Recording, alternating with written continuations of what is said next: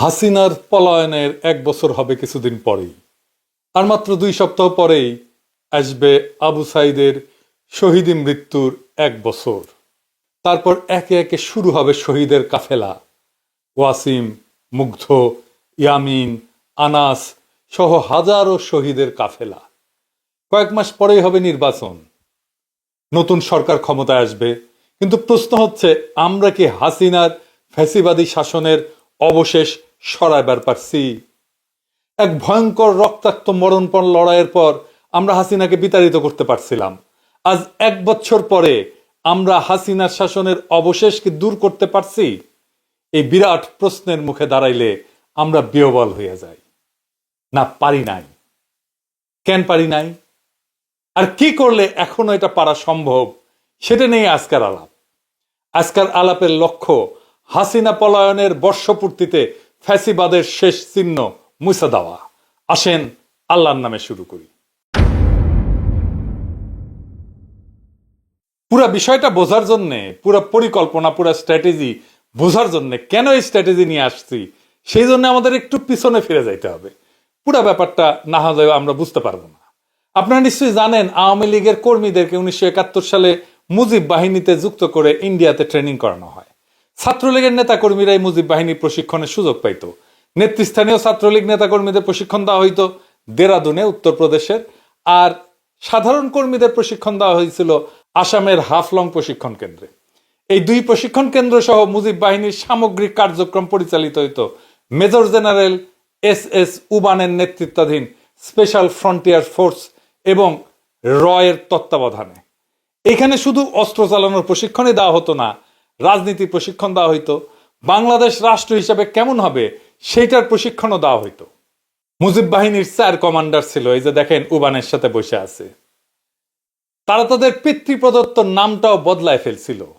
শেখ মনির নাম ছিল মনি দে, তোফায়েল আহমেদের নাম ছিল টিকে রায়, আব্দুর রাজ্জাকের নাম ছিল রাজেন্দ্র, আর সিরাজুল আলম খানের নাম ছিল সরোজ কুমার। আওয়ামী লীগের যে মুখপাত্র ছিল বাংলার বাণী, সেটাও কলকাতা থেকেই ছাপানো হইতো প্রথম। টেকাও দিত এই এই মুজিব বাহিনী পরে রক্ষী বাহিনীতে রূপান্তরিত হয়। 111-এর জেনারেল মাসুদউদ্দিন চৌধুরী রক্ষী বাহিনী থেকে আসা। এই মুজিব বাহিনী বাংলাদেশের রয়ের প্রশিক্ষিত প্রধান রাজনৈতিক শক্তি। বিজেপির যেমন RSS, ঠিক তেমনি বাংলাদেশ আওয়ামী লীগের মুজিব বাহিনী। মুজিব বাহিনীর সদস্য কে ছিল সেটা দিয়ে বুঝতে পারবেন আওয়ামী জামানায় কার কত পাওয়ার ছিল। আওয়ামী লীগের কোর পাওয়ার হাউসে মুজিব বাহিনীর সাথে সংশ্লিষ্ট না হইলে আপনি স্পেসই পাবেন না। যেমন ধরেন ছাত্রলীগের সাদ্দাম হোসেন, ওর বাবা মুজিব বাহিনীর ডেপুটি কমান্ডার ছিল। শাহজাহান খান, মোস্তফা জব্বার, মুজিবুল হক, এরাও মুজিব বাহিনীর। হাসানুল হক কিন্তু জাসদ কইরা এত গুরুত্বপূর্ণ কেন ছিল? কারণ সেও মুজিব বাহিনীর লোক। এই মুজিব বাহিনী জাসদে রূপান্তরিত হয়। এই জন্যই বলা হয় জাসদ রয়ের বিশেষ কোনো পারপাস সার্ভ করার জন্য তৈরি করা হয়েছিল। জোকার হামিদ মুজিব বাহিনীর লোক ছিল, সুপ্পু মুজিব বাহিনীর লোক ছিল। হাসিনা মুজিব বাহিনীর বাইরে কাউরে প্রেসিডেন্ট বানাইতো না শেষ দিকে। এই সুপ্পু এখনো আছে, এখনো সে বাংলাদেশের প্রেসিডেন্ট হইয়া এস আলমের কর্মচারী ছিল। মালয়েশিয়া আর দুবাইয়ের রেসিডেন্ট কিন্তু সুপ্পু একটা 3rd ক্লাস বটতলার উকিল ছিল। ওই হাসিনার পাশ হইয়া সালাম করতো, পাশ হইয়া পদধূলি নিত রেগুলার দেখা করতে গেলে। এটাই হারামজাদার কাছে শোনেন, নিজের মুখে শুনেন। গত 3 মাস ধরে মাননীয় প্রধানমন্ত্রীকে সালাম করতে গেলে উনি আমার সালাম নিতেন না। তা আমি দেখতাম যে ওনার চরণের ধুলো আমি পাই না। আমার মিশ্র প্রতিক্রিয়া হচ্ছিল যে উনি কেন আমার সালাম নেন না। না, থাক থাক বলে। শুনিছেন কি মাল? এখনো বাংলাদেশের প্রেসিডেন্ট হয়ে আছে। এই হারামজাদার অধীনে আমাদের আগামী নির্বাচন হবে। কি তামাশা! আমাদের পরবর্তী সরকার শপথ নেবে, কি মহা তামাশা! আগামী জাতীয় সংসদের প্রথম অধিবেশনে সে বক্তৃতা দেবে, আর আমাদের নবনির্বাচিত সংসদ সদস্যরা এর ভাষণের উপরে ধন্যবাদ প্রস্তাব আইনা বক্তৃতা করবে। হায় হায়, এই ছিল আমাদের কপালে। সে ছাত্রলীগ করত, সে গর্ব ভৈরা বলে, শুনেন। আপনি কি রাজনীতি করতেন? আমি বললাম, জি মাননীয় প্রধানমন্ত্রী, আমি ছাত্রলীগ করতাম। যেই বর্বর দল, যেই মাফিয়া গুন্ডা বাহিনী আজকে নিষিদ্ধ, ওরে 5ই আগস্টে পাছায় লাথি দিয়া ভাগায় দেওয়া উচিত ছিল। সেটা হয় নাই। সেটা না হওয়ার কি সমস্যা হয়েছে আপনারা পদে পদে বুঝতে পারতেছেন। কোনো কিছু করা যাচ্ছে না, না জুডিশিয়ারিতে, না আর্মিতে, না প্রশাসনে, না পুলিশে, কোথাও না। জুলাই সনদ করা যাইতেছে না, সংস্কার করা যাইতেছে না, সবকিছুর পিছনে এই সুপ্পু। এই অন্তর্বর্তীকালীন সরকার কোনো কার্যকর নিয়ন্ত্রণ প্রতিষ্ঠা করতে পারতেছে না। প্রশাসনের উপরে, ব্যুরোক্রেসির উপরে, স্টেটের উপরে, রাষ্ট্রের উপরে এই অবস্থা চলতে পারে না। এই অবস্থা আশু পরিবর্তন দরকার, যেন বিপ্লবের অসমাপ্ত কর্তব্য সম্পন্ন করতে পারি। একটা কাজ করলেই সেটা সম্পন্ন হইতে পারে। কি সেটা? রয়ের ট্রেনিং প্রাপ্ত ইন্ডিয়ার খাস দালাল হাসিনার পায়ের ধুলি নেওয়া থার্ড ক্লাস বটতলার উকিল, দুবাই মালয়েশিয়ার রেসিডেন্ট এসালমের সাবেক কর্মচারী সুপ্পুরে পাছায় লাথি দিয়া বঙ্গভবন থেকে বাইর করে দেওয়া। এখন প্রশ্ন আসবে, কে হবে প্রেসিডেন্ট বাংলাদেশের? খুবই গুরুত্বপূর্ণ প্রশ্ন। এটার উত্তর আমাদের জানা আছে। কি সেই উত্তর? একজনই আছেন বাংলাদেশের প্রেসিডেন্ট হওয়ার যোগ্য, তিনি বেগম খালেদা জিয়া, যিনি আমাদের ইতিহাসের মহানায়ক, যিনি আমাদের প্রজন্মকে শিখাইছেন মাথা উঁচু করে লড়াই করতে, যিনি বলছিলেন ওদের হাতে গোলামির জিনজির, আমাদের হাতে স্বাধীনতার পতাকা, যিনি দল মতের ঊর্ধ্বে উঠা আজ জাতীয় ঐক্যের প্রতীক হয়েছেন। সেই বাংলাদেশের প্রথম নারী প্রধানমন্ত্রী, আজকা বাংলাদেশের প্রথম নারী রাষ্ট্রপতি হবেন। তিনি আর প্রফেসর ইউনূস, এই দুই মুরব্বী মিলা আমাদের নতুন বাংলাদেশের সূচনায় পৌঁছে দেবেন। খালেদা জিয়া বাংলাদেশকে শুধু দিয়েই গেছেন, আমরা ওনাকে কিছুই দিতে পারি নাই। বাংলাদেশ উনাকে রাষ্ট্রপতি বানায় নিজে সম্মানিত হতে চায়। বাংলাদেশের ইতিহাসে এমন দুই নেতার অভূতপূর্ব অভিভাবকত্ব আমরা আর কোনোদিন পাবো না। আমরা এই সুযোগ হারাইতে চাই না। আমরা বেগম খালেদা জিয়ার অধীনে নির্বাচন করতে চাই।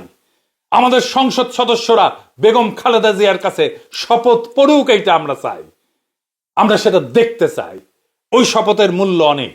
ওনারা অভিভাবকত্বে থাকলে নির্বাচন এর চাইতে ভালো আর কখনো হবে না। কোনো পুলিশ মিলিটারি লাগবে না, এমনি এমনি শান্তিপূর্ণ এবং উৎসব মুখর নির্বাচন হবে, লিখে রাখতে পারেন। এইবার প্রশ্ন, বিএনপির কি হবে? উনি তো চেয়ারপারসন বিএনপির। ন্যাচারালি বিএনপির দলীয় পদে বেগম খালেদা জিয়া থাকতে পারবেন না। প্রেসিডেন্ট হলে সেই পদ ছাড়তেই হবে। তারেক রহমান এখন যথেষ্ট ম্যাচিউরড। উনার দলের পূর্ণ দায়িত্ব নিয়ে আগামী নির্বাচনে দলের নেতৃত্ব দেওয়া প্রয়োজন। উনি হবেন বিএনপির চেয়ারপারসন। আমাদের দেশের যত শঙ্কা সব কেটে যাবে বেগম খালেদা জিয়া যদি প্রেসিডেন্ট হন। খালেদা জিয়া মাথার উপরে আছেন, এটাই আমাদের বড় আশা, বড় ভরসার জায়গা। এটাই বাংলাদেশের নিরাপত্তা। উনি আমাদের আয়ু নিয়ে বেঁচে থাকুন। যতদিন আমাদের মধ্যে আছেন তিনি মহামান্য রাষ্ট্রপতি হিসেবেই থাকবেন। আর এই কাজ করতে হবে আগামী 5ই আগস্টের আগেই। আমরা খালেদা জিয়াকে নিয়েই ফ্যাসিবাদের পতনের বর্ষপূর্তির উৎসব করতে চাই। বর্ষা বিপ্লবের পর একটা বছর কেটে গেছে। হাসিনা পালাইছে সত্যি, কিন্তু সে ফেলে গেছে একটা ছায়া, ফ্যাসিবাদের ভারতীয় দালালির আর রাষ্ট্রীয় দখলদারিত্বের ছায়া। আজ আমরা সেই ছায়ার নিচে শ্বাস নিতে পারি না, কথা বলতে পারি না, বিচার করতে পারি না। শহীদের রক্ত এখনো শুকায় নাই। ইয়ামিন, মুগ্ধ, আবু সাইদের শোক আমাদের শিরায় বয়ে চলতেছে। আমরা হাসিনাকে তাড়াইছি, কিন্তু তো রেখে যাওয়া সুপ্পুদের তাড়াইতে পারিনি। এসালমের কর্মচারী, দুবাই মালয়েশিয়ার রেসিডেন্ট, প্রশিক্ষিত মুজিব বাহিনীর ধুলি ধরা রিক্রুট এখনো বঙ্গভবনে বসে আমাদের বিপ্লবের মুখে থুথু ছুঁড়ে দিচ্ছে। এই লজ্জা মুছতে হবে। এই অসমাপ্ত বিপ্লবকে সম্পন্ন করতে হবে। এই পচা কাঠামো থেকে জাতিকে মুক্ত করতে হলে এখনই দরকার সেই ঐক্য, সেই আগুন যেটা ছিল বর্ষা বিপ্লবে, যেটা ছিল শাপলা চত্বরে, যেটা ছিল প্রত্যেকটা শহীদের মুখে। আমরা মাথা নোয়াবো না, আমরা দিল্লির দাসত্ব মানব না। আর তাই সময় আসছে বাংলাদেশের প্রথম নারী রাষ্ট্রপতি বেগম খালেদা জিয়াকে বঙ্গভবনে অধিষ্ঠিত করার। সময় আসছে প্রফেসর ইউনূসের মতো নিরপেক্ষ অভিভাবককে দিয়ে অন্তর্বর্তীকালীন সরকারকে দৃঢ় নেতৃত্বে প্রতিষ্ঠিত করার। সময় আসছে শহীদের কবরের কাছে দাঁড়ায় শপথ নেওয়ার। এই বাংলাদেশ আর কখনো রয়ের অনুগত থার্ড ক্লাস বটতলার দালালদের হাতে তুলে দেওয়া হবে না। আসেন বুকে হাত রাখি, এই 1 বছরের ভুল শুধরাই, পচা কাঠামো ভেঙা ফ্যাসিবাদের শেষ দাগটুকু মুছে ফেলি। শহীদের রক্ত, আমাদের মা বোনদের কান্না আর আগামী প্রজন্মের মুক্ত নিঃশ্বাস, এই 3টা জিনিস আমাদের তাড়না দিক, আমাদের সাহস দিক, আমাদের পথ দেখাক। এইবার আর থামানা, এইবার বিজয়ের শেষ প্রান্তে পৌঁছানো দরকার। বাংলাদেশ বাঁচবে, বাংলাদেশ জায়গা উঠবে, বাংলাদেশ জিতুক। আমরা সবাই চাই বাংলাদেশকে আমরা জিতায়ে ছাড়বো ইনশাল্লাহ। ইনকিলাব জিন্দাবাদ।